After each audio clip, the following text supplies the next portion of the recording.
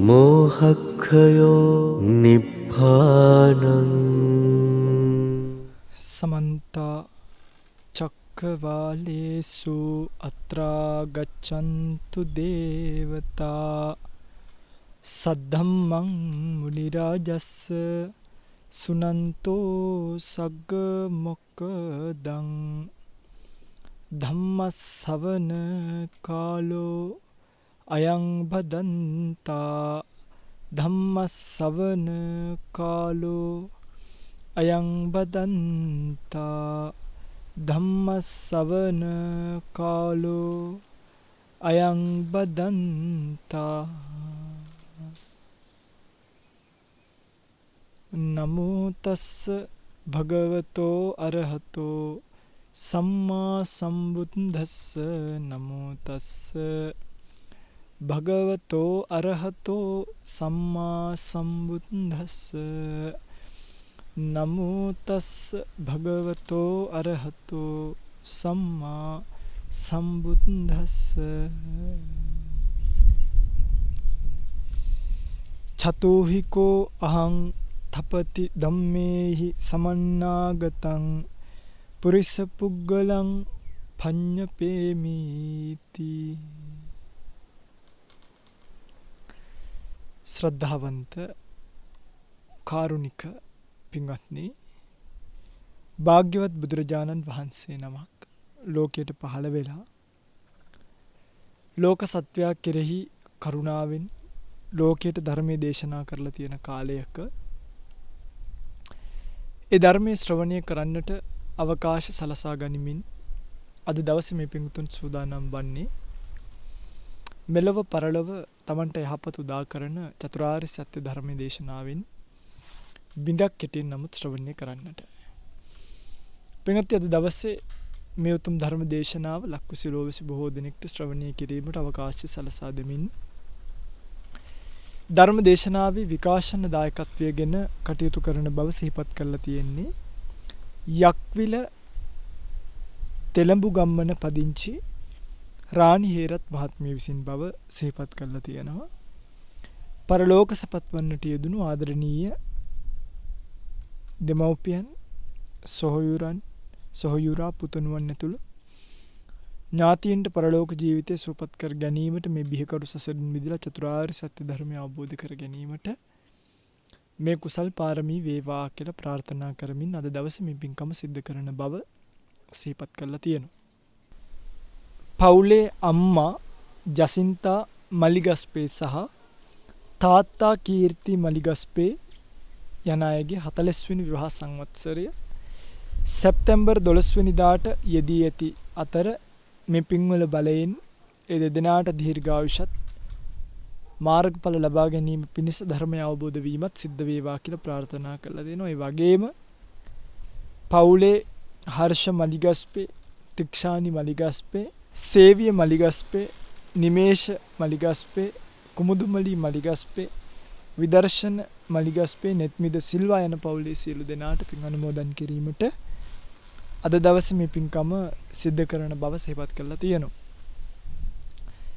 ධර්ම දේශනාවෙන් අනතුරුව නම්ගම් සිහිපත් කරමින් පුණ්‍යානුමෝදනා කිරීමට බලාපොරොත්තු වෙන කාලය ධර්ම දේශනාව සඳහා යොමු කර ගන්නවා. එයාගේ අම්මගේ නම තමයි සමන මණ්ඩික. ඒ නිසා සමන මණ්ඩිකස්ස පුත්තෝ කියලා කියනවා. සමන මණ්ඩික කියන කෙනාගේ පුතා තමයි මේ උග්ඝාමාන කියන කෙනා. එතකොට මේ උග්ඝාමාන කියන කෙනා එක්තරා ආකාරයකට මෙයාට ටිකක් මොලෙත් තිබ්බ කෙනෙක්. මෙයාට දෙයක් ඉගෙන ගන්න පුළුවන් හැකියාව තියලා තියෙනවා. ඒ නිසා තමයි ඒකට කියලා තියෙන උග්ඝාමාන. ඉගෙන ගන්න පුළුවන් සුළු જાතිය කෙනෙක් කියලා. අපි භාෂාවෙන් අපි කියන්නේ මීටර් එහෙම කියලා අන්න ඒ වගේ කෙනෙක්. හරිද?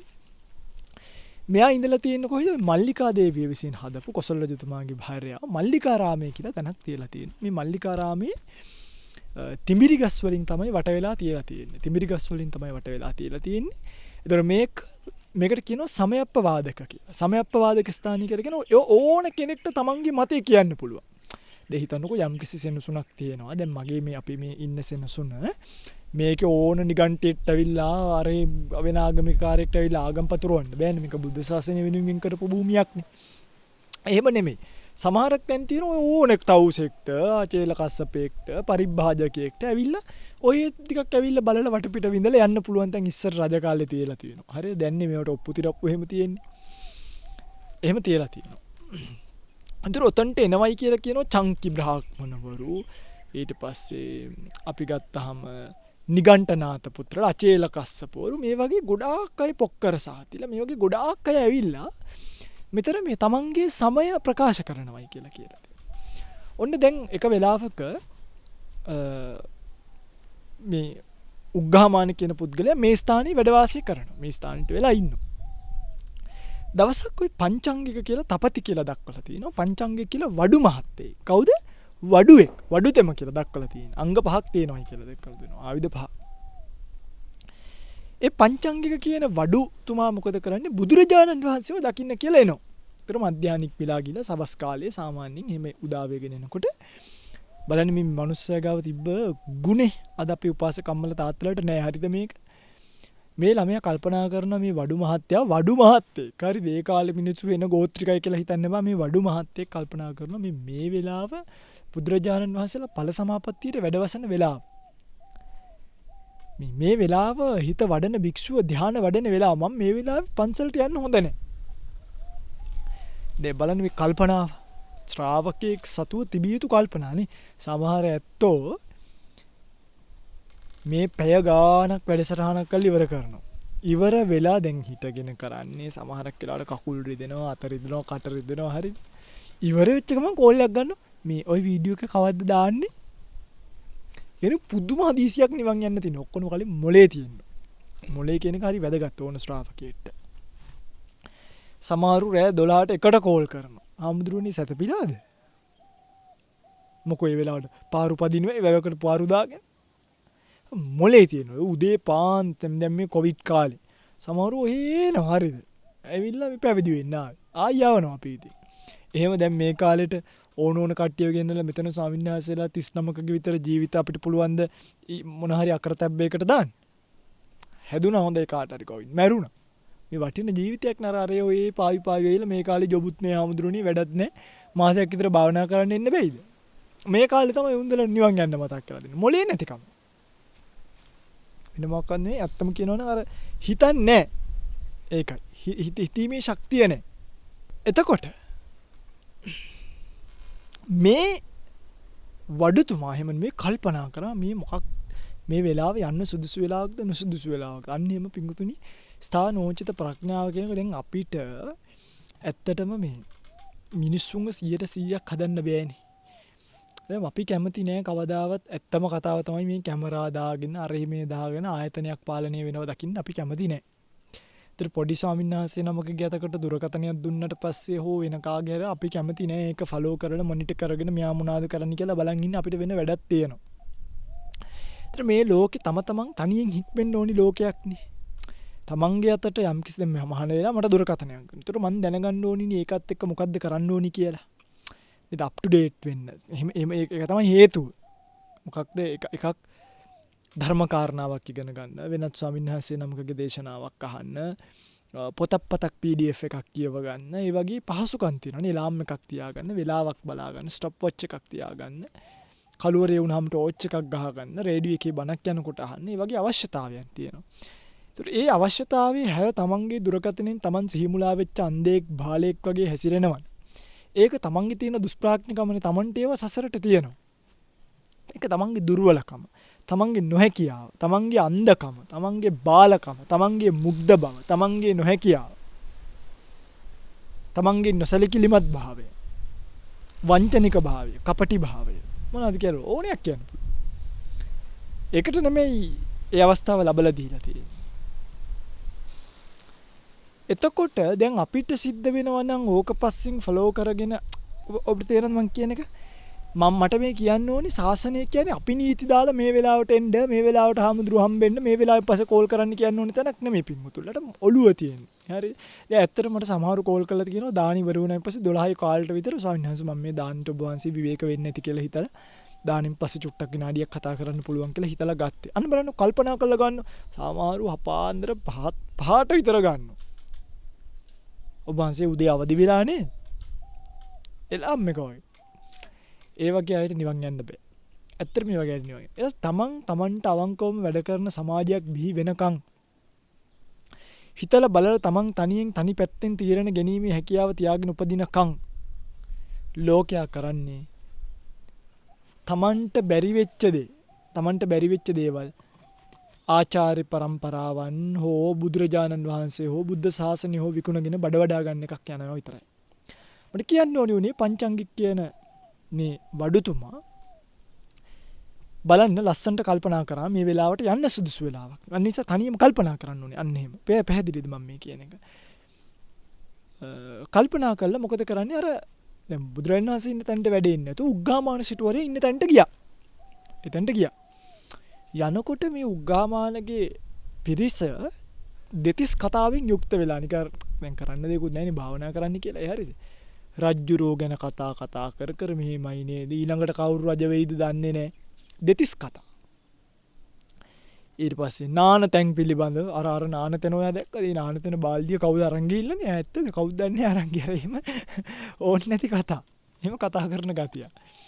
ඊට පස්සේ යුද්ධ පිළිබඳ කතා. අර රට මේ රටට ගහලානේ. අම්මා ඌ අර රට මේ රටට ගහලා දැන් අර රටත් කිපිලා ඇත්තේ. දන්නා ඔය කතා කරනවා හරිද? මෙන්න මේ පැත්තකට වෙලා ඉන්න තු කැලේට වෙලා.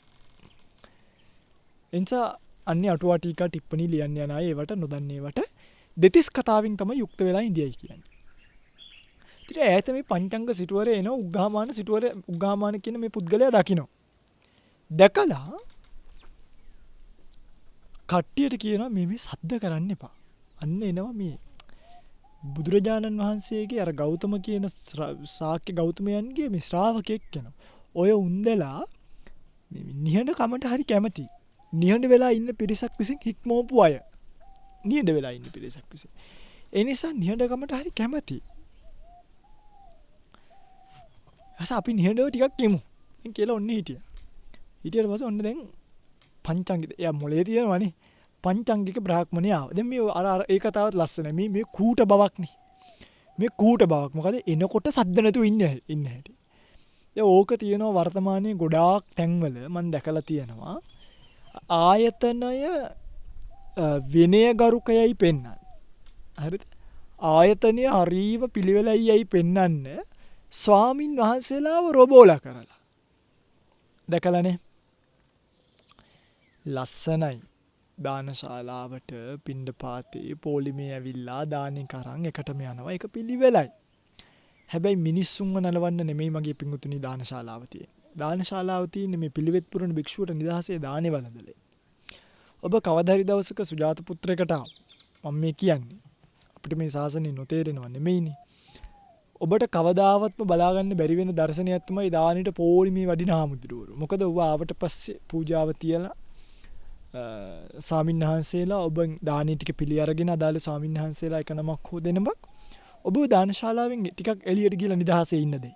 ස්වාමින්වහන්සේලා නිදහසේ කැලේ මැද්දෙන් ඇවිල්ලා පොඩි පාරවල් වලින් එන්නේ මහ විශාල මේ මධ්‍යස්ථ පාර ඇවිල්ලා තම තමන්ගේ වෙලාවෙන් දානේ වළඳලා අනතුරු භුක්තානුමෝදනාවට වෙලාවක් තියලා තිනවා. ඒ වෙලාවට භුක්තානුමෝදනාව සිද්ධ කරන ඔබට අහන්න. ඒකට තමයි gediya තියෙන්නේ. නැත්තම් මේ කට්ටිය 11 ඉඳන් පොලිමේ හැංගිලා බලන් ඉඳලා කට්ටිය දායකයෝ ඇවිල්ලා දන්නේ. සමහරු කැලේ ඉඳන් සෙරප්පු දාන් ඇවිල්ලා දායකයන්ට පෙන්නන්න සෙරප්පු ගලවනවා. හරිද? අපි නම් කබ්බම්ම දාව. ඔබ ආවත් සෙනසුනට අපේ ස්වාමීන් වහන්සේලාගේ දිහාරි බැලුවොත් මම මේ කියන්නේ මේ බොරුව කරන්න හොඳ නැහැ. මේ කූටකම පෙන්වන්න හොඳ නැහැ.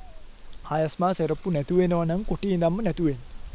දාන් එනවා නම් ඇවිල්ලා දායකයන්ට පේන නිසා මග ගලවන්න එපා. අරන් ඇවිල්ලා කෙලින්ම මෙතනින්ම ගලව ගන්න. දායකයෝ පැහැදෙන්නේ සෙරප්පු දාන් එනවටද නැද්ද කියන එකට නෙමෙයි. ඒකට පහදින දායකයෝ සෙරප්පු වලට පැහැදිලා යද්දේ. දායකයෝ පැහැදිය යුත්තේ ඔබ වහන්සේලාගේ ප්‍රතිපදාවට. ඔබ වහන්සේලාගේ අවබෝධයට. හෝ වෙනත් කූටකම් වලට නෙමෙයි.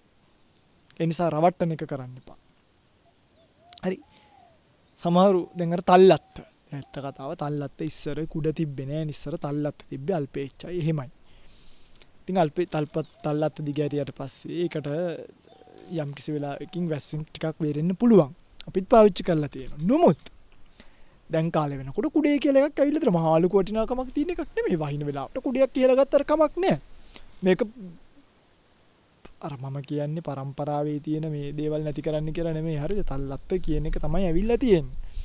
ඒ වුණාට අර එහෙම එකම තැනකට මේ මොකද කියන්නේ ඒකට පාරම් බාන්න හොඳ නැහැ. එහෙම වුණාම මේක කූටකමක් වෙනවා.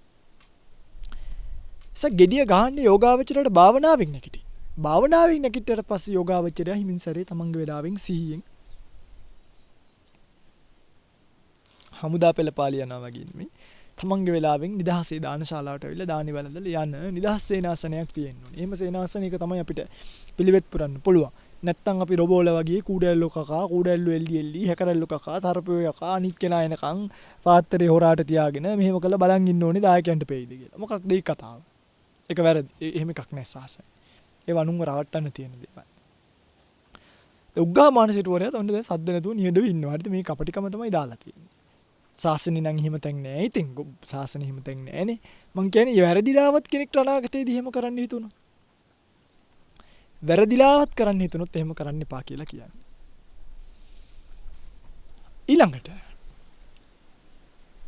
අපි ගත්තාම දැන් මේ උග්ගාමාන සිටුවරය තමන් ගාවට ආව පච්චාංකික කියන තමයි තපතිට කියනවා. තපතිය මේ මම මගේ දේශනාවේ සම්පූර්ණ කුසල් ඇති කුසලයේ කෙලවරට පැමිණුණා වූ වාද කරලා කාටත් හොල්ලන්න බැරි සම්පූර්ණ භාවයට පත් වුණා කියලා කියන කරුණු හතරක් තියෙනවා. යම් කිසි පුද්ගලයෙක් ඒ කරුණු හතරෙන් යුක්ත නම් එයාව වාද කරලා කාටත් පරද්දන්න පුළුවන් කමක් නැහැ. එයා කුසලයෙන් සම්පූර්ණ පරිපූර්ණ භාවයට පත් වෙච්ච කෙනෙක්. එයා කුසලයේ කෙලවරට පැමිණිච්ච කෙනෙක්. දැන් පංචාංගි ගන්නවා කවුද? කවුද? ඔන්න බලන්න ඕගොල්ලොත් මේගොල්ලන්ට කැමති උග්ගාමාන සිටුවරයාගේ දෘෂ්ටිය. යම් කිසි කෙනෙක් න කායේන පාපකම්මං කරෝති. කයෙන් පාප කර්ම කරන්නේ නැත්තම්. න කායේන පාපකම්මං කරෝති. යම් කිසි කෙනෙක් කයෙන් පාප කර්ම කරන්නේ න වාචාය පාපකම්මං භාසති. වචනයෙන් පාප කර්ම පව් දේවල් කියන්නේ.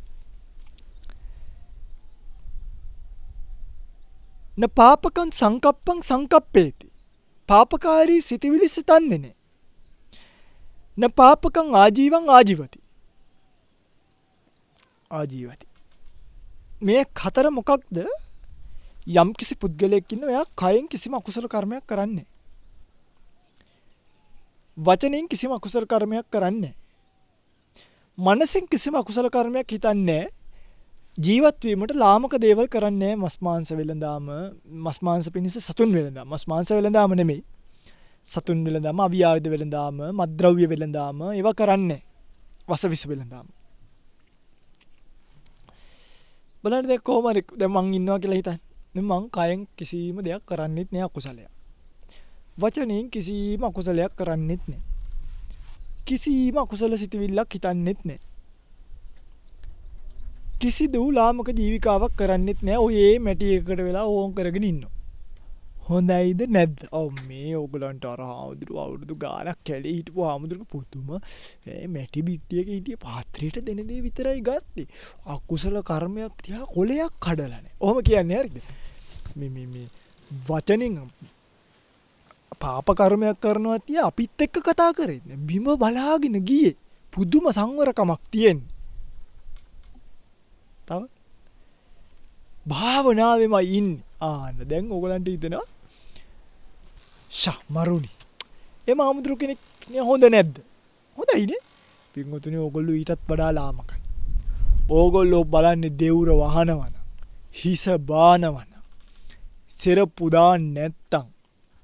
වැස්සේ තෙමි තෙමි යනවන. වාහනයක යන්න නැතුව පයින් යනවන. ඉන්නේ වාඩියකන. අම්පේ යන්නේ ඒකත් ටිකක් මිනිස්සු වාසයෙන් ඈත කැලේකනම් ඔයගලන්ට සාදු සාදු. හැබැයි කොළඹ පන්සලක හොඳ චෛත්‍යයක් හදාගෙන සංඝා වාසයක් හොඳට ටයිල් කරලා හදාගෙන සෙරප්පු දෙකක් දාගෙන වාහනයක් පදින කියන්නේ එළවන නෙමෙයි වාහනයක බනට එහෙම යන හරි. හාමුදුරුවෝගේ උනාසට සල්ලි තියනවා උගලා. තමන්ගේ හිතේ තියෙන ඉරිසියාව. කවදාවත් එහෙම වයින් එපා. පංචාංගික මේ කතාවට සතුටුුනෙත් නෑ. නොසතුටුුනෙත්. ඒ කියන්නේ පිළිගත්තෙත් නෑ, අතෑරියෙත් නෑ. මේක අරගෙන ගියා බුදුරජාණන් වහන්සේ ගාව. ස්වාමීනි මම මෙහෙට එන්න කලින් ගියාර උග්ගාමාන කියලා තාපස කෙනෙක් ගාවට. හරිද? එයා මට මෙහෙම කිව්වනේ ස්වාමීනි. මෙයා මෙහෙම ඉන්න කෙනා ඇත්තටම කුසලයේ පරිපූර්ණයිද? බුදුරජාණන් වහන්සේ මේ මින්න කියන ඇත්තටම කුසලයේ පරිපූර්ණයිද? බුදුරජාණන් වහන්සේ කියනවා තපතිය ඔය කියන જાතියේ පුද්ගලයා කුසලයෙන් පරිපූර්ණයි නම් අර මෙලෝදියක් නොතේරෙන කුඩා දරුවා පොඩි අම්මගේ කිරිබොන ඒකත් කුසලයෙන් පරිපූර්ණ මිනිස්සෙක්. කාටත් වාද කරලා හොල්ලන්න බැරි මිනිස්සෙක් නේ. කුසලයේ කෙලවර පැමිණිච්ච මිනිස්සෙක්. එයා වෙන පරිපූර්ණ ශ්‍රමණයෙක් නේ. ඇයි? ඒ ළමයාට පුළුවන් ද කායිකව අකුසල කර්මයක් කරන්න. ඒ ළමයා කරන්නේ මදුරුවෙක් හරි මැස්සෙක් හරි කැහම පොඩ්ඩ අතපය හොල්ලෝ ගන්න එක විතරයි. කිසිදු වෙලාවක කයින් අකුසල කර්මයක් කරන්නේ. පැහැදිලිද? එතකොට එයා එහෙනම් අන්න එයා වාද කරන්න බැරි එක්කෙනෙක්. එතකොට එයාට පුළුවන් ද වචනෙන් බොරු කියන්න වචනෙන් පාප කර්ම කරන්න. ඒ ළමයාට පුළුවන් යන්තම් අඬන්න විතරයි. යන්තම් අඬනවා විතරයි නේ කරන්නේ. එහෙනම් එයා එතනිනුත් පිරිසිදු කෙනෙක්.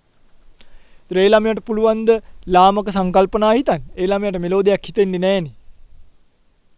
චිත්තාරම්මණයක් පවතින මම එක පස්සේ කියන්න. මෙලෝදියක් හිතන්නේ නැහෙනි. කරන්නේ hina වෙන එක විතරයි නියන්තම්. එක්ක අඬනවා එක්ක hina වෙනවා. ඕකනේ කරන්නේ. ඒතර එයාට පුළුවන් ද ලාමක ආජීවයක් කරන්න. එයා කරන්නේ නියන්තම් අම්මගේ කිරිබොන එක විතරයිනේ. එහෙනම් එයා වාද කරලා හොල්ලන්න බැරි. කුසලයේ පරිපූර්ණ පරිසමාප්තියම කුසලයේ කෙලපැමිණි පරිපූර්ණ ශ්‍රමණ බ්‍රාහ්මණෙක්ද නේ? අන්න බලන්න වෙනස. එහෙනම් අර හතරෙන් පරිපූර්ණ ශ්‍රමණ බ්‍රාහ්මණෙක් වෙන්නේ. එහෙම වෙන්නේ නෑ. පින්වතුනි මේ කුඩා දරුවා ගැන කියපු නිසා මේකත් කියන්න. මේ කුඩා දරුවෝ ඇයි එහෙම පරිපූර්ණ පුද්ගලයෙක් වෙන්නේ නැති? මේවා ඔක්කොම කෙලෙස් සහිතවමයි කරන්නේ. එනේ ඒ අර පැත්තකට ගිහිල්ලා කූට උපක්‍රම කිරීමත් කෙලෙස් සහිත විය හැකි.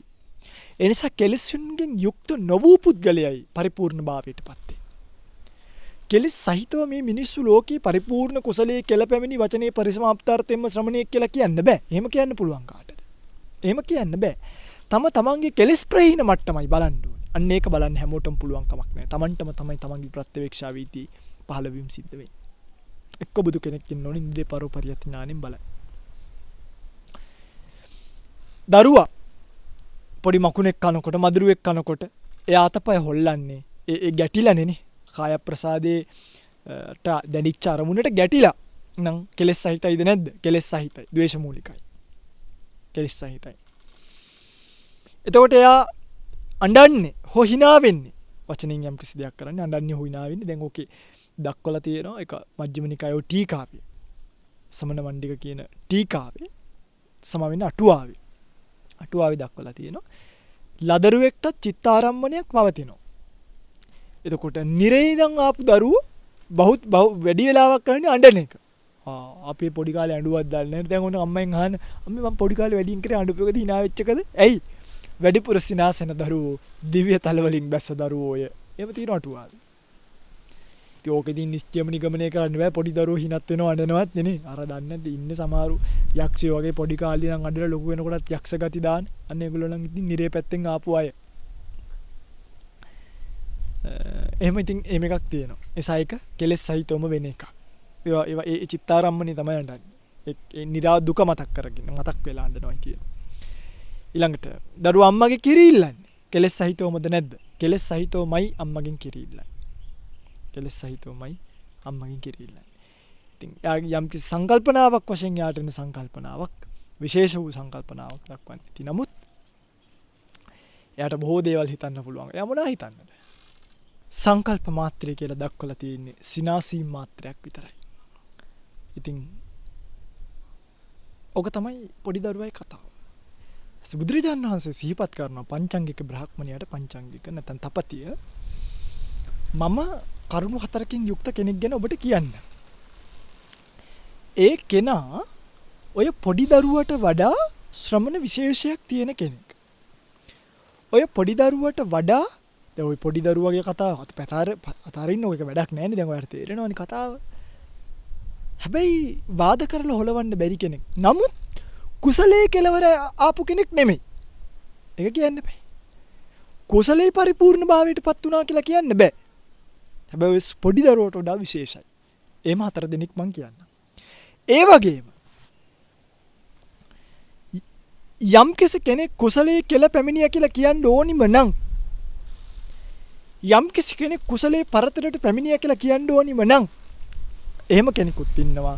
හැබැයි එයාගේ ගාව අංග 10ක් තියෙනවා. අංග 10ක්. කරුණු 4කින් කුසලයේ කියලා පැමිණියා කියලා කියන්නේ බෑ. කරුණු 4කින් මම කියන්නම් ඔබට කුසලයේ යම්තම් කියන්නේ වාද කරලා හොල්ලන්න බැරි ගාන්ටි ශ්‍රමණියෙක් කියලා කියන්න පුළුවන් ගාන්ට ආපු කෙනෙක්. දැන් පංචාංගය වල අය මොන කරුණු 4ද කියන්න බලන්න ස්වාමීනි. මෙන්න මේක තමයි කරුණු 4. එකක් මම මේ කරුණු 4 බෙදන්නම් මෙන්න මෙහෙම. මෙහෙම තේරුම් ගන්න. අකුසල ස්වභාවය කුසල ස්වභාවය. අකුසල සංකල්පනාව කුසල සංකල්පනාව. හරිද? කරුණු 4 එක. මේ සමන මණ්ඩික සූත්‍රයේ තියෙන කරුණු. අකුසල ස්වභාවය කුසල ස්වභාවය. අකුසල සංකල්පනාව කුසල සංකල්පනාව. යම් කිසි කෙනෙක් මෙන්න මේ හතරේ ස්වභාවය දන්නවනම් ඒ ස්වභාවයට හේතුව දන්නවනම් ඒ හේතුව නැති වෙච්ච තැන తත්වය දන්නවනම් ඒ නැති කරන ක්‍රමවේදය දන්නවනම් ඔය හතරේ අර හතර දන්න ඕන. මොනවද? අකුසල ස්වභාවයේ හේතුව දන්නවනම් ස්වභාවය දන්නවනම් හේතුව දන්නවනම් නිරුද්ධ වෙන තැන දන්නවනම් නිරුද්ධ කරන හැටි දන්නවා. කුසල ස්වභාවය දන්නවනම් කුසල ස්වභාවයට හේතුව දන්නවනම් කුසල ස්වභාවය නැති වෙන තැන දන්නවනම් කුසල ස්වභාවය නැති කරන ප්‍රතිපදාව දන්නවනම් අකුසල සංකල්පනාව දන්නවනම් අකුසල සංකල්පනාවට හේතුව දන්නවනම් අකුසල සංකල්පනාව නැති වෙන තැන දන්නවනම් අකුසල සංකල්පනාව නැති වෙන කාරණා නැත්නම් නැති කරන ප්‍රතිපදාව දන්නවනම් කුසල සංකල්පනාව දන්නවනම් කුසල සංකල්පනාවට හේතු වන දේ දන්නවනම් කුසල සංකල්පනාව නැති වෙච්ච තැන දන්නවනම් නැති කරන ක්‍රමවේදය දන්නවනම් අන්න ඒ කෙනා ඔය කියන දරුවට වඩා ඔය උග්ගාමාන කියපු කෙනාට වඩා ශාසනය තුල ශ්‍රමණ විශේෂයක් තියෙන කෙනෙක්. එහෙනම් ඔබට ශ්‍රමණ විශේෂයක් ලබාගත යුතු නම් මේ කාටත් ලබා ගන්න පුළුවන්. ඔබ වාද කර නොසැල්විය හැකි තැනකටපත් විය යුතු නම් ඔබ පින්වතුනි අකුසල ස්වභාවය කුසල ස්වභාවය අකුසල සංකල්පනාව කුසල සංකල්පනාව කියන මේ හතරත් ඒ හතරට හේතුවත් ඒව නැති වෙන තැනත් නැති කරන ක්‍රමවේදයක් දත යුතුයි. එතකොට ඔබ අර බුදුරජාණන් වහන්සේ කියපු ශ්‍රමණ විශේෂයක් තියෙන කෙනෙක් බවට පත් වෙනවා. දැන් බලන්න ඔයගොල්ලෝ දන්නවද? ඕ මං කියපේක දන්නවද? අකුසල ස්වභාවය මොනවද? අකුසල ස්වභාවයට හේතු මොනවද? ඒව නැති වෙන්නේ කොතනදද? නැති කරන ක්‍රමවේදය දන්නවද? දෝවවත් දන්නේ නැත්තම් ශ්‍රමණ විශේෂයක් තියා අර ලදරු මට්ටමේවත් නැහැනේ. ඇත්තම කියනවනම් මිනිස්සු ලදරු මට්ටමේවත් නැද්ද කොහෙද? කයෙන් කර්ම කරේ නැති වුණා කියලා පාප කර්ම එයා ශ්‍රමණ විශේෂයි. මේ සූත්‍රානුරූපය මේ සූත්‍රයට අනුරූපය කියන්නේ මේ සූත්‍රයේ දේශනා වෙන්නේ ඒ කෙනාගේ අතුලානුවනි පිංගුතුනි. දැන් වෙනත් තැන්වලදී සමහරක් පන්සිල්වත් පද රකින්න නැති කෙනෙක්ට කිව්වනම් අනිවාර්යෙන් කියනවා මේ කාය කර්මයෙන් අකුසල කර්මයෙන් වෙන්වී සිටීම යහපතක්මයි කියලා. හැබැයි මේ ස්ථානයේදී ස්ථානෝචිතව දේශනා වෙච්ච දේශනාව ඒ තැනට අනුරූපීව ගත යුතු නිසා ඒ තැනට අනුරූපීව දේශනා භේදයේ සිද්ධ වෙන බව දත යුතුයි. හරිද? එතකොට ඒ දේශනා භේදයේ පිංගුතුනි අවබෝධයක් තියෙන්න ඕනේ. ඒ දේශනා භේදයේ සූත්‍රාන්තික ස්වාමීන් වහන්සේලාට වර්ධිනව සමහරක් වෙලාවට අභිධර්මයේ පිළිබඳව එහෙම දැනුමක් නැත්තම්. ඒකයි. සූත්‍රාන්තික ස්වාමීන් වහන්සේලාට වර්ධිනව අභිධර්මයේ පිළිබඳව දැනුමක් නැත්තම්. අන්න ඒකයි ඒක දක්වලා තියෙන්නේ. දැන් ඔය සිත පිළිබඳව සූත්‍රවලදී විග්‍රහ කරන්නේ කොහොමද මේ? චිත්ත, මන, ඊට පස්සේ විඥාන එහෙම කියනවා නේද? ඉන්ද්‍රිය වශයෙන් ගත්තාම මන ඉන්ද්‍රිය කියලා දක්වනවා. චක්කු, සෝත, ගාන, જીවහා, කාය, මන එහෙම දක්වනවා. ඊට පස්සේ මදුපිණ්ඩක වගේ සූත්‍ර න්‍යායන් ගත්තාම චක්කුංචාවසෝ පටිච්ච රූපේච උපජ්ජිත චක්කු විඥානං. එතෙන්දී හිත දක්වන්නේ විඥාන කියලා. නේ අභිධර්මයේදී දක්වන්නේ චිත්ත කියලා විතරයි. ධම්මසංගණීදී දක්වනවා චිත්ත මනෝ මාන සංහදයන් කියලා. නමුත් මෙතනදී දැන් අර මෙතන කියන්න ඕනකම තියෙන්නේ දැන් කනේ මට මෙතනදී කියවන්න ඕනකම තියෙන්නේ මේ එක එක දේශනා ભેදයටපත් වෙනවා. ඒතර විසිතුරු ස්වභාවයෙන් සියලු දේවල්ම ගන්න පුළුවන් ස්වභාවයෙන් චිත්ත කියලා කිව්වන්නේ වගේ. භාග්‍යතුන් වහන්සේ මෙතනදී අර අත්තන අල්ලගන්න නැතුව ඊට වඩා විශේෂයක් ශාසනය දකින්න අනිවාර්යෙන් අවශ්‍යයි කියන එක පෙන්වන්න තමයි මේ කියන කරුණු දේශනා කළේ. අකුසල ස්වභාවය කවරහුද? කුසල ස්වභාවය කවරහුද? අකුසල ස්වභාවය නම් කෙනෙක්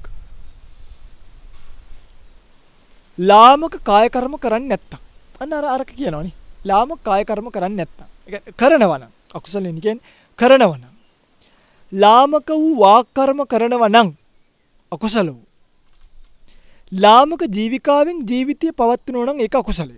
අන්න ඒක දැනගන්න ඕනේ. ඒක දැනගන්න ඕනේ. ඒක දැනගෙන පැහැදිලි මම කියන්නේ ආරක නෙමෙයි මේ කතා කරන්නේ. මීට වඩා වෙනස්. ඒක දැනගන්න ඕනේ. ඒකට හේතුව මොකක්ද? හේතුව තමයි සිත. මේ අකුසල කර්ම කරන්නේ හිත නිසා. හිත නානා භේදං නොයෙක් වේදයෙන් යුක්තයි.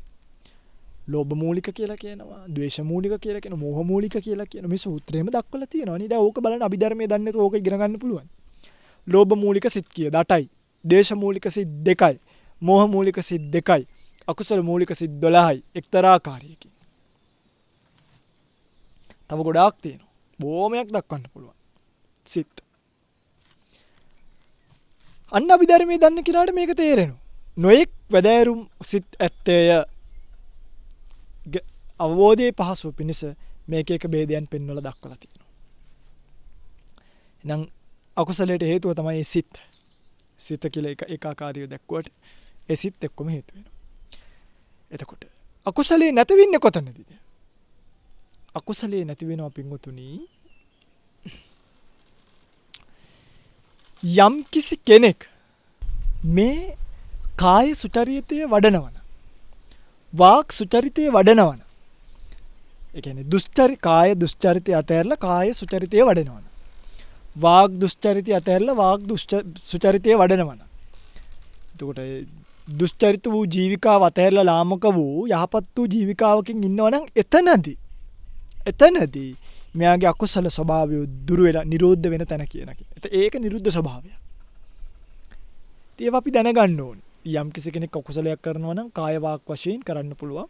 හෝ තමන් ඔය කරන බිස්නස් එකක් වශයෙන් කරන්න පුළුවන්. ඒවා අකුසල කර්මනේ. අපි දැනගන්න ඕනේ ඒවා කරන්නේ අකුසල් සහගත හිතෙන්. ඒවා නැති වෙන තැන තමයි කාය සුචරිතය කෙරෙන තැන. වාක් සුචරිතය කෙරෙන තැන. යහපත් ජීවිකාව කෙරෙන තැනදී ඒවා නැති වෙනවා. ඒකට ඒවා නැති කරන්න අපි කොමුනේ ප්‍රතිපදාවක ඉන්න ඕනේද?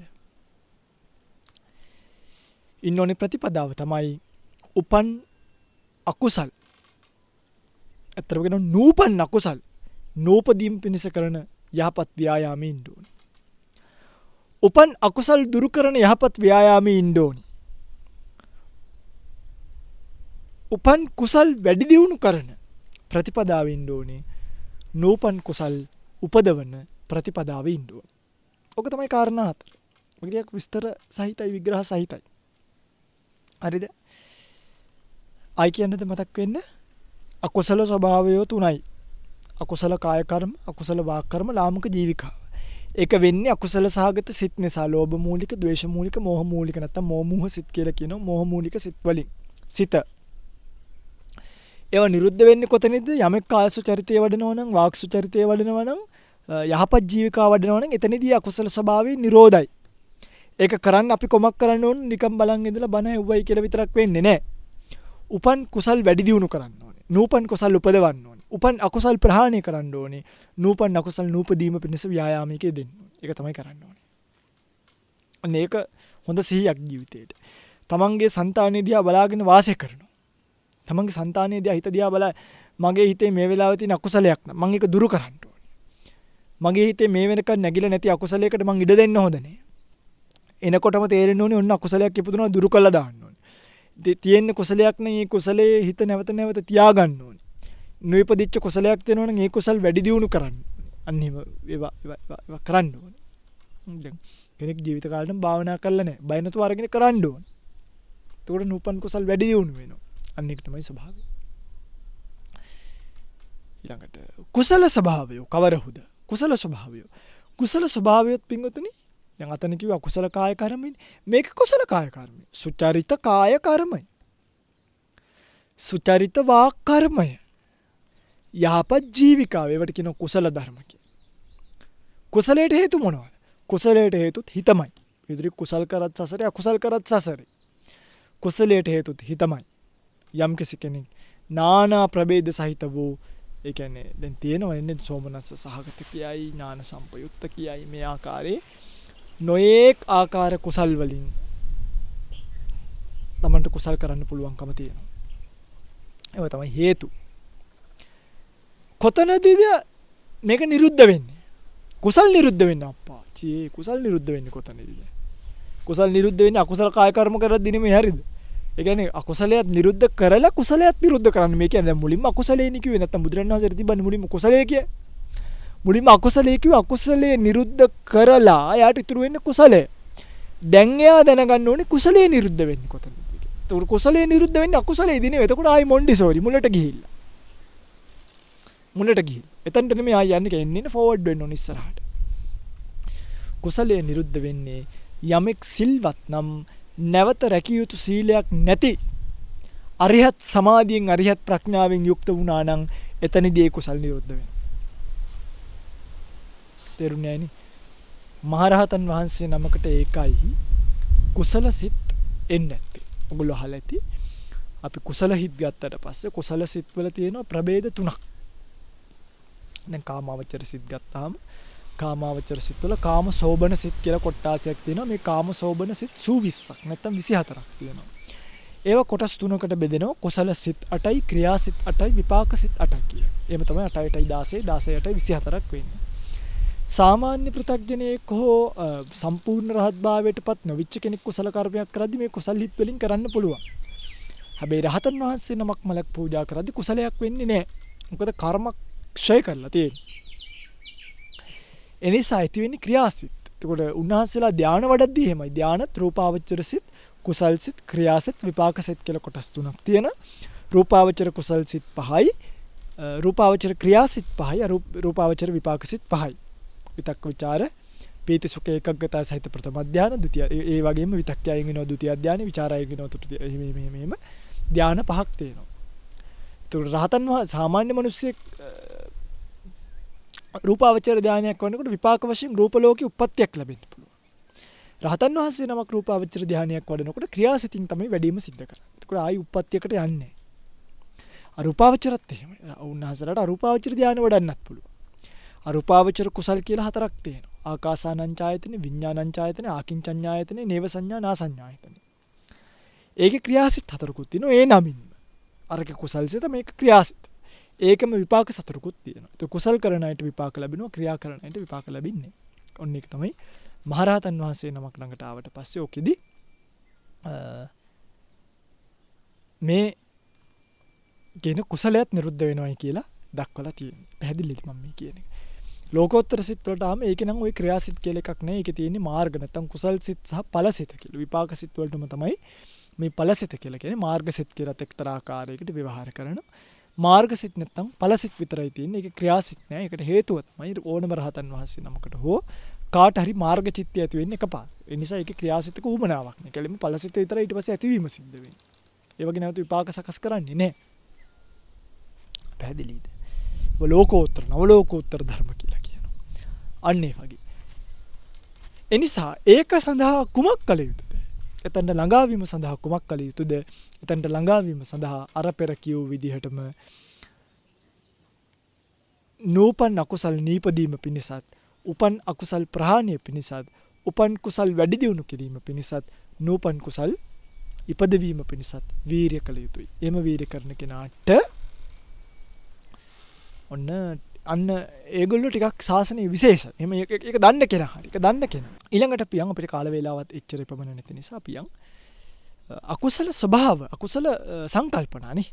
අකුසල සංකල්පනාව දුරු කරන්න. අර අකුසල කාය කර්ම වාක් කර්ම විතරේ මේක අකුසල සංකල්පනා. ඒ අකුසල සංකල්පනාව මොනවද? අකුසල සංකල්පනාව කියන්නේ මොනවද? ඔයගොල්ලෝ අහලා ඇති. කාමයන් පිළිබඳව සංකල්පනාව. ව්‍යාපාදයේ පිළිබඳව සංකල්පනාව, විහිංසාව පිළිබඳව සංකල්පනාව. කාම සංකල්පනා, ව්‍යාපාද සංකල්පනා, විහිංසා සංකල්පනා වලින් තොර වෙන්න ඕනේ. අනේ ඒක දැනගන්න ඕනේ. මේ කාම සංකල්පනාව කියන්නේ අකුසල සංකල්පනාව. ව්‍යාපාද සංකල්පනාව කියන්නේ අකුසල සංකල්පනාවක්, තරහ වෛරකම. විහිංසා සංකල්පනාව නැත්නම් අනිත් අයට හිංසා කිරීමේ සංකල්පනාව අකුසල ස්වභාවය. ඒව ඇති වෙන්නේ මොකක් නිසාද? සංඥා නිසා. ඒකට හේතුව තමයි සංඥා. කාම සංඥා නිසා කාම සංකල්පන ඇති වෙනවා. ව්‍යාපාද සංඥා නිසා ව්‍යාපාද සංකල්පන ඇති වෙනවා. විහිංසා සංඥා නිසා ඒ සංඥාවල් වලට අනුරූපීව තමයි ඒව ඇති වෙන්නේ. හේතුව. ඒව නැති වෙන්නේ කොතනද? ප්‍රථම ධානයේදී. විතක්ක ਵਿਚාර පීති සුඛ ඒකග්ගතා සහිත ප්‍රථම ධානයේදී ඒව නැති වෙනවා. විස්කම්මන වශයෙන් ප්‍රහාණය වීමක් සිද්ධ වෙනවා. නැති වෙන්නේ කුමක් කළ යුතුද? නූපන් කුසල් උපදවන්න. උපන් කුසල් වැඩි දියුණු කරන්න. උපන් අකුසල් දුරු කරලා දාන්න. නූපන් අකුසල් නූපදවීම තියෙන තත්වෙට හිතපත් කර යුතුයි. ඒක තමයි එතනදී දක්වලා තියෙන්නේ. කුසල සංකල්පනාව කවරෙවුද? දැන් ඔයගොල්ලොට තේරෙනවා. කුසල සංකල්පනාව තුනයිනේ. අරකෙම අනිත් පැත්ත විරුද්ධ තුන. නෙක්ඛම්ම සංකල්පන, අව්‍යාපාද සංකල්පන, අවිහිංසා සංකල්පන. නෙක්ඛම්ම සංකල්පනා කියලා කියන්නේ අතහැරීම පිළිබඳ වූ සංකල්පනාව. අන්න ඒක අපිට තේරුම් ගන්න ඕනේ. අපි නෙක්ඛම්ම සංකල්පනාවෙන් යුක්ත කෙනෙක්ද? ඒවා දැනගෙන හිටියාම තමයි වඩන්න පුළුවන්. නෙක්ඛම්මයේ පිළිබඳව සංකල්පනාවක් කෙනෙක්ට තියෙනවා නම් ඒක කුසල සංකල්පනාවක්. එතකොට ඒක නෙක්ඛම්මයේ ඇති වෙන්න හේතු මොනවද? නෙක්ඛම්මයට බර සංඥා. ව්‍යාපාදයට බර සංඥා. ව්‍යාපාදයට නෙමෙයි අව්‍යාපාදයට. අවිහිංසාවට බර සංඥා. මේවා නිසා නෙක්ඛම්ම සංකල්පන ඇති වෙනවා. මේ කුසල සංකල්ප නිරුද්ධ වෙන්නේ කොතනද? අනේක ප්‍රශ්නයක්. ඒ කුසල සංකල්ප නිරුද්ධ වෙන්නේ ද්විතිය ධානයේදී සූත්‍රාන්ත ක්‍රමයට කියනවා. සූත්‍රාන්ත ක්‍රමය. අභිධර්මාන්ත ක්‍රමයට කිව්වොත් තෘතිය ධානය. කියන්නේ විතක්ක ਵਿਚාර දෙක ඇති වෙනවනේ. දැන් සූත්‍රාන්ත ක්‍රමයේදී විතක්ක ਵਿਚාර රහිත පීති සුඛ ඒකග්ගතා සහිත ද්විතිය ධානය. එහෙමයි අර්ථ ගන්නවා. අර අභිධර්මයේදී එක එක චෛතසිකය ගලවන්නේ. විතක්ක පළවෙනි ධානයේ තියෙනවා, දෙවෙනි ධානයේ ਵਿਚාරයේ තියෙනවා. ඒක ඒ ධානය හැටියට දක්වලා තියෙන්නේ. ඒකයි ওই ධාන ભેදයෙන් උපදින්න වෙන රූපාවචර මේ බ්‍රහ්ම ලෝක වෙනස් වෙන්නේ. ප්‍රථම ධාන භූමිය කියලා එකක් තියෙනවා. ဒုတိ ය ධානී භූමිය කියලා එකක් තියෙනවා. තෘතිය ධානී භූමිය කියලා එකක් තියෙනවා. චතුර්ථ ධානී භූමිය කියලා එකක් තියෙනවා. ඒ අයගේ වෙනස් වීම වෙන පංච සුද්ධාවාස භූමිය කියලා තව එකක් තියෙනවා. අවි අතප්ප සුදස්සි අකනිටා කියලා. අරූපාවචර භූමිය කියලා ඊටත් උඩ එකක් තියෙනවා. එහෙම ඒවා බෙදලා තියෙන්නේ එහෙම. එහෙනම් ဒုတိ ය ධානයට අවිලා මේවා නිරුද්ධ වෙලා යනවා. ඒ නිසා ඒකට උත්සාහ කරන ක්‍රමවේදය තමයි නූපන්න කුසල් නූපදවීම, උපන්න කුසල් ප්‍රහාණය කිරීම, නූපන් කුසල් උපදවීම, උපන් කුසල් වැඩි දියුණු කිරීම කියන ප්‍රතිපදාව. මේක තමයි යම්කිසි කෙනෙක් මෙන්න මේ හතර දන්නවනම් මේ වගේ අවබෝධයක් තියෙනවනේ එයා අන්න විශේෂ කෙනෙක්. එයාට ටිකක් වාදෙන් හොල්ලන්න පුළුවන් කෙනෙක් නෙමෙයි මේ ස්වභාවයන් තේරුම් අරගෙන ඉන්නවනම්. එයා දන්නවා කුසලයේ මොකද මේ ධම්මා කුසලයි මේ ධම්මා කුසල. ඉමේ ධම්මා සාවජ්ජයි මේ ධම්මා අනවජ්ජ. එයාට තේරෙනවා ලෝක යථාර්ථය කුමක්ද? එයාට අනිවාර්යෙන් යාට ප්‍රශ්නයක් කරන්න කාටවත් බෑ. හරි. හැබැයි එයා කුසලයේ පරිපූර්ණ භාවයට පත් වෙච්ච කෙනෙක් නෙමෙයි. යම්කිසි කෙනෙක් කුසලයේ පරිපූර්ණ භාවයට පත් වුණා කියන්නේ යම්කිසි කෙනෙක් කුසලයේ කෙලවර පැමිණියයි කියලා කියන්නේ හොඳට මතක තියාගන්න අරිහත් නැත්නම් ලෝකෝත්තර වූ ආර්ය අෂ්ටාංගික මාර්ගයෙන් යුක්ත වීම. කරුණු 10කින් යුක්තයි කියලා කියවනේ මෙතන 8යි තියෙන්නේ ලෝකෝත්තර ආර්ය අෂ්ටාංගික මාර්ගය සහ ඒ ලෝකෝත්තර වූ සම්මා ඥානය ඒ වගේම සම්මා විමුක්තිය. මේ දෙකත් එකතු වෙනවා. කියන්නේ සම්මා දිට්ඨි, සම්මා සංකප්ප, සම්මා ආජීව, සම්මා වායාම, සම්මා කම්මන්ත, සම්මා වාචා මේ දේවල් එක්ක මේ අටත් එක්ක සම්මා සති, සම්මා සමාධි මේ අටත් එක්ක සම්මා ඥානය කියන එක සහ යහපත් ප්‍රඥාවිත ඥානය කියලා වෙන විශේෂ එකක් දක්වලා තියෙනවා. ඒකෙදි විස්තර කරන්න වෙලාවක් නෙවෙයි වෙන දවසක විස්තර කරන්න. ඊළඟට තමයි සම්මා විමුක්තිය කියන එක දක්වලා තියෙනවා. මේ කරුණු 10න් කෙනෙක් යුක්ත නම් අරක දැනගත්තා නම් යුක්ත නම් සම්මා වායාමයෙන් යුක්ත නම් ඒකත් අරියත් සමාධියෙන් යුක්ත සම්මා වායාමයෙන් යුක්ත වෙනවා. අශේක්ෂ කියලා දක්වලා තියෙනවා.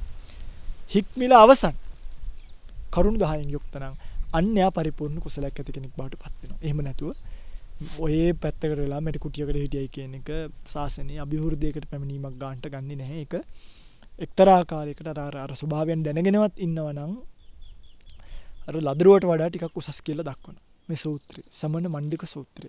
කාදී ලස්සන සූත්‍රයක්. ඉතින් බුද්ධ ශාසනයේ කොච්චර ඈතද අපි ලබාගත යුතු නෙලාගත යුතු ප්‍රතිඵල කොච්චර ඈතද තියෙන්නේ කියන එක දක්වපු සූත්‍රයක්. කරුණු රසක් අන්තර්ගත සූත්‍රයක්. ප්‍රවේශමින් කියවා ගත යුතු ප්‍රවේශමින් තෝරා බෙහෙරා ගත යුතු සූත්‍රයක්. අපට උනත් මේ කරුණු කියන්නේ මේ කරුණු පෙළගැස්ම කඩන්න නැති වෙන්න දේශනා කරනකොට අපි මේ වගේ කරුණු නියරන් දේශනා කරේ. පෙළගැස්ම දේශනා කරනකොට කල්පනාවෙන් කිය යුතු දේශනාවක්. එනිසා මේ තමයි ලෞතුරු බුදුරජාණන් වහන්සේගේ බුද්ධ ශාසනය කියලා කවුරුත් දත යුතුයි. ඉතින් එහෙම දැනගත්තොත් ඒගොල්ලන්ට පුළුවන් බුදුරජාණන් වහන්සේගේ ශාසනය කොච්චර ස්ට්‍රේට්ද කොච්චර කෙලින්ද කොච්චර ඉලක්කය මොකක්ද දක්වලා තියෙන අන්තිම කෙලවර මොකක්ද ඒක නිකන් පැත්තකට වෙලා වටාත්තෙන් මූණ වහගෙන හිටියත් නිවන් දකින්නේ නැහැ එක එක මහායාන සංකල්පනා ගොඩ ගැහුවට නිවන් දකින්නේ නැහැ මේ ජීවිතේ නිවන් දැක් ගන්න බැරි වීරිය මදි අය මම සමහර වෙලාවට දැකලා තියෙනවා ඒගොල්ලන්ට මේ ජීවිතේ නිවන් දැක් ගන්න බෑ බෑ වගේ හිතුනාම සසරට පාරමී පුරන්න පහිනවා ඒ කම්මැලියෝ එහෙම සාසනය නෙමෙයි මේක සමහරවිට මේ ජීවිතේ නෙමෙයි මන් ටිකක් කල් සසරේ ගිහිල්ලා ඉන්න ඕනි කියලා අර කියන්නේ මම කියන්නේ සසරේ යන්න පාරමිතාව පුරන එක යහපත් ඒක දෙකක් නැහැ අර කම්මැලි කමෙන් නිකන් පාරමිතාව පුරන්න එනවා එහෙම සාසනයක් නෙමෙයි මේක ඊටසේ මුළු අර එක තැනක ලොකු ආමුදුරෝ එක ක්‍රමයකට ඉන්නවා නම් ඒ ක්‍රමයට ලොකු ආමුදුරෝ පසේ බුදු නම් වෙන්නේ අපිත් පසේ බුදු වෙන්න ඕනේ අර ඒ ක්‍රමයට ගිහිල්ලා එහෙම බෑ තම තමන්ගේ ආධ්‍යාශය වෙනස් තම තමන්ගේ හැකියාව වෙනස් හැමෝටම ලෞතුරු බුදු වෙන්න බෑ හැමෝටම අග්‍ර ශ්‍රාවකයෝ වෙන්න බෑ හැමෝටම අග්‍ර ශ්‍රාවිකාව වෙන්න බෑ ඒවා එක එක තැන්වලදී එක එක ආකාරයට වෙනස් වෙලා යනවා පැහැදිලිද මම මේ කියන එක ඒ නිසා ඒ බවවල් වටහාගෙන බුදුරජාණන් වහන්සේගේ ශාසනය හරි තැනින් අල්ලගන්න ඔබට මේ දේශනාව හේතු වේවා පාරමී වේවා පාරමී ශක්තියක් වේවා කියලා ප්‍රාර්ථනා කරමින් අදට ධර්ම දේශනාව අවසන් කරනවා අද දවසේ මේ උතුම් ධර්ම දේශනාව මේ ආකාරයෙන් ඔබට ශ්‍රවණය කිරීමට අවකාශය සලසා දෙමින් මේ පින්කම සිද්ධ කරන බව සිහිපත් කරලා තියෙන ජසින්තා මලිගස්පේ සහ කීර්ති මලිගස්පේ කියන පින්වන්ත අම්මගේ තාත්තගේ 40 වෙනි විවාහ සංවත්සරය වෙනුවෙන් සැප්තැම්බර් 12 වෙනි දවසට යෙදিলা තිබ්බ. ඒ වගේම මේ කුසල කර්මයේ බලෙන් ඔවුන් දෙදෙනාට දීර්ඝායුෂත් ධර්මාබෝධය වීමට කරුණුත් සැලසේවා කියලා ප්‍රාර්ථනා කරලා තියෙනවා. ඒ වගේම නම් සිහිපත් කළ හර්ෂ මලිගස්පේ, තික්ෂානි මලිගස්පේ, සේවිය මල්ගස්පේ, නිමේෂ මලිගස්පේ, කුමුදුමලි මලිගස්පේ, විදර්ශන මලිගස්පේ, නෙත්මිද සිල්වා යන පවුල් සියලු දෙනාටමත් නමින් මියගිය සියලුම ඥාතීන්ටත් පින් අනුමෝදන් කරන්නට බලාපොරොත්තු වෙන්. අද දවසේ මේ පින්කම සිද්ධ කරන බව සිහිපත් කරලා තියෙනවා. නමින් මියගිය සියලුම ඥාතීන් මේ පින් අනුමෝදන් කරගෙන පරලෝක ජීවිතය සුවපත් කරගෙන උතුම් නිවනින් සුවසේම නිවේවා කියලා කවුරුත් සාදු කියලා ප්‍රාර්ථනාවක් ඇති කරගන්න. ඒ වගේම අද දවසේ මේ පින්කම සිද්ධ කරන්නට යෙදුණු මේ පින්වතුන්ගේ ප්‍රාර්ථනා පරිදි නම්ගම් සිහිපත් කරමින් ආශිර්වාද කර තිබූ සියලු දෙනාට ඒ වගේම ධර්ම දානමය පින්කම සඳහා දායකත්වයෙන් කටයුතු කර සියලු දෙනාට පතන බෝධියකින් නිවිල යන්නට මේ කුසල් පාරමී වේවා පාරමී ශක්තියක් පාරමී ධමයක් වේවා කියලා ප්‍රාර්ථනාවක් ඇති කරගන්න. විහෙර විහාර ගම්දන වනසෙනසුන් ආරක්ෂා කරන සියලු දෙවියෝ මේ පින් අනුමෝදන් කරගෙන දෙව්ලොව සැනසෙත්වා දෙවියන්ද පතන බෝධියකින් උත්තරීතර නිර්වාණ ධාතුව සුවසේම සාක්ෂාත් කරගනිත්වා උතුම් නිවනින් සුවසේම නිවේවා කියලා කවුරුත් සාදු කියලා ප්‍රාර්ථනාවක් ඇති කරගෙන දෙවියන්ට පින් අනුමෝදන් කරමු. ආකාසට්ටා ච බුම්මට්ටා දේවා නාග මහිද්దికා පුඤ්ඤන්තං අනුමෝදිත්වා චිරං රක්칸තු ශාසනං ආකාසට්ටා ච බුම්මට්ටා දේවා නාග මහිද්దికා පුඤ්ඤන්තං අනුමෝදිත්වා චිරං රක්칸තු දේශනං ආකාසට්ටා ච බුම්මට්ටා දේවා නාග මහිද්దికා පුඤ්ඤන්තං අනුමෝදිත්වා චිරං රක්칸තු මං පරන්ති. හැම දිනෙකටම සම්මා සම්බුදු සරණයි. සිව්